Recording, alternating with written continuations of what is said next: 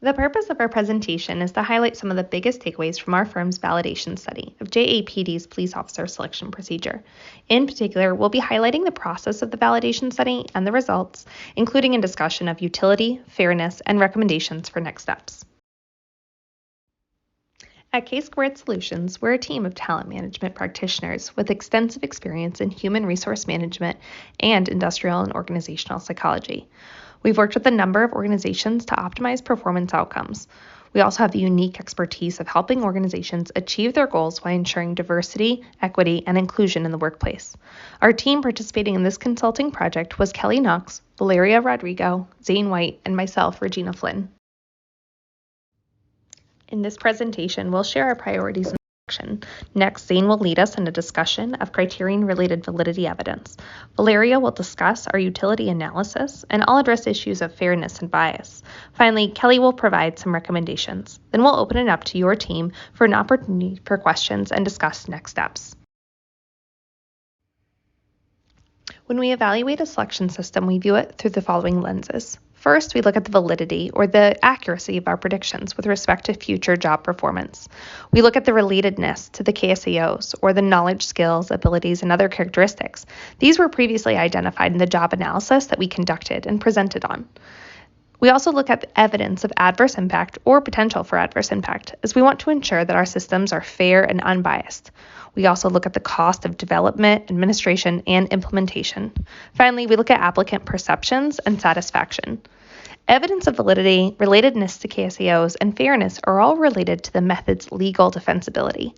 So with that, I'm going to turn it over to Zane, who will discuss criterion-related validity for the various selection methods and models in the system. Hello, everyone. To investigate the criterion-related validity of the JAPD selection process, we conducted a series of analysis designed to determine the degree of accuracy that the current predictors are successfully predicting JAPD candidate job performance.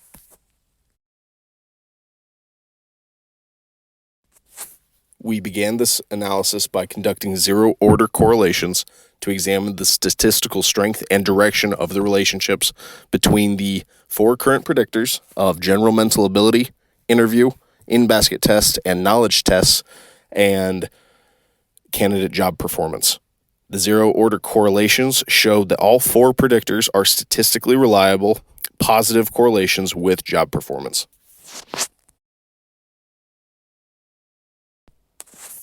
With the zero-order correlations completed, the next step of our analysis was a multiple regression to see how much variance in candidate job performance was accounted for while controlling for the predictive power of each of the predictors within the model. The multiple regression revealed that once we controlled for the statistical power of the other variables, only GMA retained its statistical reliability and accounted for 17.5% of the variance in job performance, with the other predictors each accounting for less than 1% of the variance.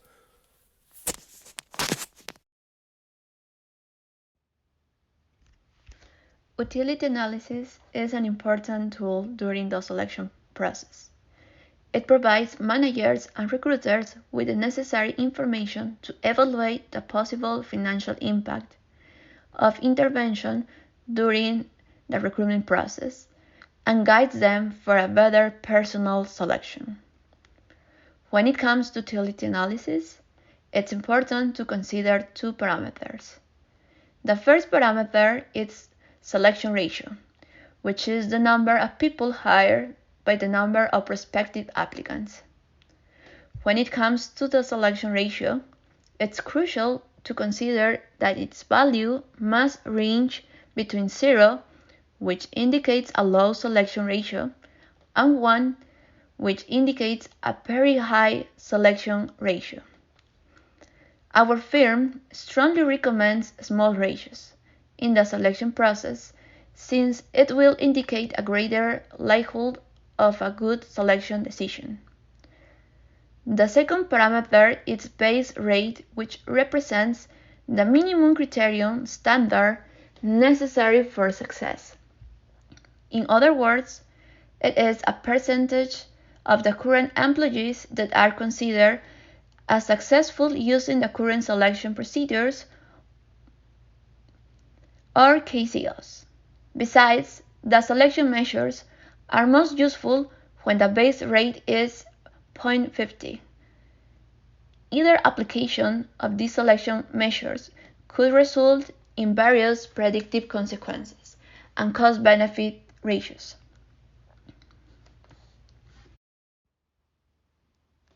Here are 3 scenarios that include both internal and external factors that could affect your selection ratio. We choose factors that could be present in 0.10, 0.50, and 0.90 selection ratio. The first is the best case scenario with 90% success rate. The second is the middle case scenario with 50% success rate. And the third is the worst case scenario with 10% success rate. Thanks, Valeria. Ensuring fair and unbiased selection systems is central to our firm's mission. Therefore, I'd like to speak on what our team uncovered when evaluating differential validity between white applicants and black applicants and address the issue of adverse impact as it relates to JAPD's police officer selection system. Differential validity sheds light on if the selection procedure is equally valid across subgroups. Validity coefficients are calculated from the correlations between composite predictor score and the criterion or job performance score. If validity coefficients vary considerably across subgroups, this results in evidence of differential validity.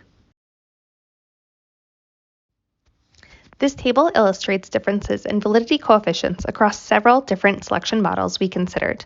As you can see, there were considerable differences between validity coefficients for white applicants and black applicants for some of the selection models. When such differential validity exists, using a single regression line, cut score, or decision rule can actually result in inaccurate predictions. Often, evidence of differential validity alone is not enough to create evidence of unfair discrimination between subgroups. In order to do that, we must consider calculating selection rates for each subgroup and determining if there is evidence of adverse impact. Adverse impact in selection refers to the selection procedure being unfair or biased against applicants from a subgroup.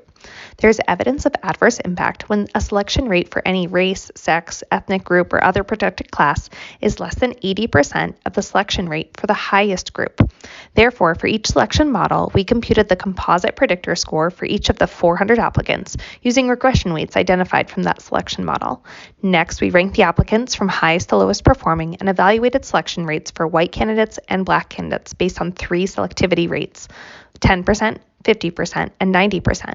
To investigate possible adverse impact, we then divided the selection rate for the group with the lowest selection rate by the selection rate for the group of the highest selection rate.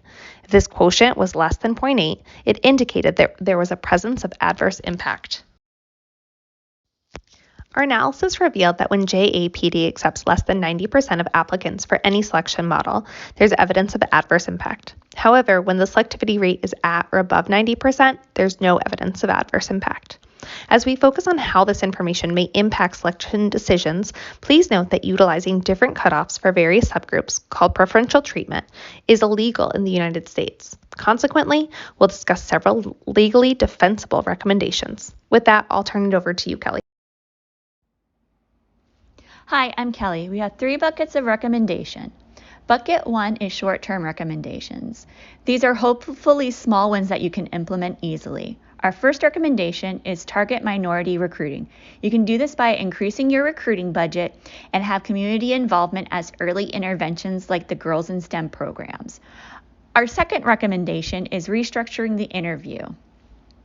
You can do a behavioral structural interview. So you are looking at past behaviors and judging everyone using the same question. An example of a question would be, if you took a violent offender into custody and while en route to booking, you came across a serious vehicle accident, what would you do? Bucket 2 is for the long-term recommendations. Our first recommendation is using the optimization approach. An example is to lower standard for background checks, such as minor infractions like experimental use of illegal drugs. We also recommend developing a customized program for predicting a more well-defined job performance outcome variable. A scale in the short dark triad ST3 personality inventory should be used. ST3 measures the 3 traits of Machiavellianism, narcissism, and psychopath. High scores within these personality traits have been shown to be the opposite of the integrity tests. For bucket number 3, we recommend a performance management system evaluation. This will help audit the job performance measures and perhaps improve on performance measures. We'd be happy to help implement and elaborate on this recommendation if you would like to extend our current partnership. My team and I would like to thank you for your time, and my contact information is on the slide that will be emailed out to you after the presentation. We will now open the floor for questions.